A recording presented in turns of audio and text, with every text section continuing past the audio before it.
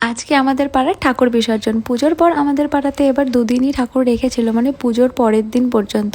তৃতীয় দিন বিসর্জন করে দিয়েছিল, কারণ সিভিক পুলিশগুলো হুটহাট করে শনি মঙ্গলবার দেখে না এসে বিসর্জন করে দিতে বলে, তাই এবছর আগে থেকেই করেছিল। আর সকাল সকালই ঠাকুর প্যান্ডেল থেকে বের করেছিল, কারণ সবাই বরণ করবে, সবার বরণ করতে অনেকটাই সময় লেগে যাবে, সেই জন্য সকাল সকালই বের করেছিল। বরণ শেষ হয়ে যাওয়ার পরে এদিকে কাকিমা, পিসি, বৌদি সবাই ধনুচি নাচ করছিল। বিদায়ের আগে যে সমস্ত নিয়ম কারণগুলো থাকে সবই মোটামুটি কমপ্লিট হয়ে গেছে।